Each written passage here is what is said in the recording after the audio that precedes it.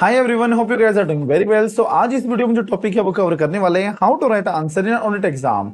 Audit में बच्चों को कंसेप्ट भी याद हो जाते हैं, पॉइंट्स भी लर्न हो जाते हैं, बट फिर भी उनका डाउट ये रहता है कि सर हम उसको प्रेजेंट कैसे करें। एक बार हमें टॉनिक बताओ कि किस टाइप का क्वेश्चन है और किस टाइप से हम उसका आंसर प्रेजेंट करें। तो इस वीडियो में डेडिकेटली मैं यही बताना चाहूंगा आपको कि किस तरह से आपको अलग अलग टाइप के क्वेश्चंस में अलग अलग टाइप का आंसर प्रेजेंट करना है। तो there are short and crisp में हम बात करेंगे। तीन तरह के आंसर्स या क्वेश्चंस आ सकते हैं एग्जाम में। फर्स्ट, जो क्वेश्चन बिल्कुल डायरेक्ट होते हैं। सेकंड, जो केस बेस होते हैं। एंड थर्ड, जो केस बेस होके भी क्वेश्चन के लास्ट में 1 और 2 पॉइंट्स दिए होते हैं कि आप इनको बताओ।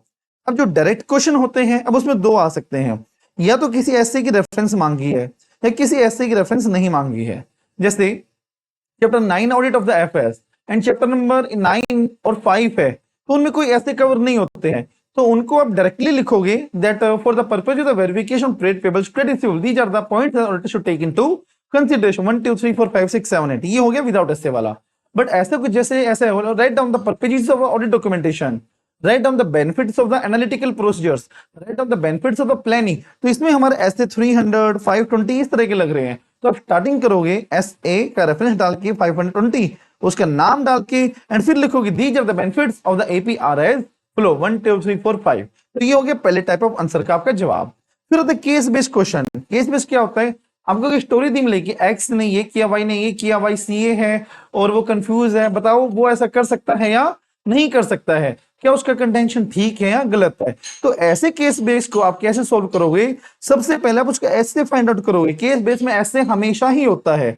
ओके, तो ऐसे फाइंड आउट करके आप पता लगाओगे कि कौन सा ऐसे इसमें लगना है। क्वेश्चन पढ़ के पता लगाओगे आप। उस ऐसे का आप नाम डालोगे, उसकी कुछ एक्सप्लेनेशन डालोगे, फिर आप उसका प्रॉपर प्रोविजन डालोगे जो वो कहना चाह रहा है, फिर आप उसमें पूरा केस एक्सप्लेन करोगे दैट इज फैक्ट, और बाद में आप लिखोगे कंक्लूजन कि इस फैक्ट का इस केस के बेस पर मेरा क्या जवाब है। जैसे फॉर एग्जांपल ये पूछा हुआ है कि जो ऑडिट डॉक्यूमेंटेशन है वो किसी भी सीए ने 5 इयर्स बाद बनाए हैं। ओके, और आपको पता है कि ऑडिट डॉक्यूमेंटेशन 60 डेज तक बन जाने चाहिए। तो वहां पर कैसे प्रेजेंट करोगे? तो ऐसे लिखोगे एज पर एस से 230 ऑडिट डॉक्यूमेंटेशन, आपको पूरा लिखना है documentation. This essay deals with the responsibility of auditor to timely prepare the audit documentation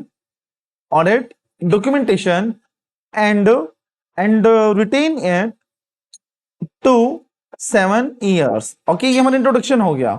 further this essay clarifies that the auditor should prepare the documents and assemble it within 60 days of the date of auditor's reports। okay, auditor's report fails to do so या fails to comply with this requirements result into disciplinary action against the auditor. तो इस तरह से ये पूरा आप provision और introduction explain करोगे। फिर मेरा फैक्ट में क्या आएगा? सिर्फ question X ACA in X Y Z private limited fails to prepare the audit documentation prepare the audit file on timely basis. बस इतना आप करोगे, एक दो लाइन और जोड़ दोगे जो क्वेश्चन की डिमांड होगी। फिर कंक्लूजन में कैसे लिखोगे आप? बेस्ड ऑन ऐसे या provision explain above, the CA will be held guilty of professional misconduct as Mr. X failed to assemble the audit file within 60 days of auditor's report। So okay, and result into disciplinary action penalty on Mr. X या CA X। तो इस तरह से आप पूरा explain करोगे। समझे? ये केस बेस वाला जवाब हो गया। फिर ऐसे केस बेस जिसमें जैसे पूरा आपको क्वेश्चन दिया हुआ है 1 2 3 4 5 6 लाइनें दी हुई है और फिर नीचे लिखा हुआ है इसको जवाब दो और इसका भी जवाब दो। तो स्टूडेंट इसमें भी कंफ्यूज होता है, सर ऐसे क्वेश्चंस का हमें जवाब कैसे लिखना है? क्या हम प्रोविजन में 1 और 2 करके लिखे कि जैसे प्रोविजन डाल दिया यहाँ पर 1 एक्सप्लेन करें यहाँ पर 2 नहीं, बट मेरे अकॉर्डिंग ऐसे नहीं है। आप पूरा क्वेश्चन पढ़ो, क्वेश्चन पढ़ के आप ये पता लगाओ कि ऐसे उसमें कौन सा लग रहा है।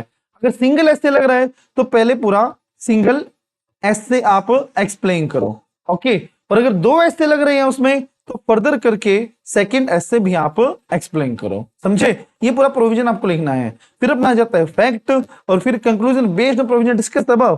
फर्स्ट क्वेश्चन डालो पहले और उसका आंसर, और फिर सेकंड क्वेश्चन डालो छोटा सा मतलब समरी वे में, और फिर उसका आंसर। तो इस तरह से ये काम आपको करना होता है, ओके। तो ये मेरे माइंड में 3 तरह के क्वेश्चन अभी चल रहे थे जो मैंने आपको बताया कि किस तरह से की आंसर प्रैक्टिस आपको करनी है, ओके। अगर ये वीडियो आपको हेल्पफुल रही हो ना, तो अगली वीडियो में मैं आपको बताऊंगा कि जो हमारे केस बेस्ड सिनेरियोज आते हैं 30 मार्क्स के, जो केस स्टडी होती है, वो आपको कैसे रीड करनी होती है, उसकी रीड करने की टेक्निक होती है। बच्चे पूरा आधा घंटा उसमें खराब कर देते हैं। उसकी बेस्ट स्ट्रेटेजी मैं आपको बताऊंगा कि पूरी कितनी भी पेजेस की केस स्टडी आए आपके 5 मिनट में पूरी हो जाएगी। बट उससे पहले आपको बताना पड़ेगा कि ये वीडियो आपके लिए हेल्पफुल रही या नहीं रही, तभी मुझे पता चलेगा कि उस पर वीडियो बनाने का कोई फायदा है या नहीं है। Thank you, have a nice day. मिलते हैं किसी भी अगली वीडियो में विद नए topic. Thank you, have a nice day.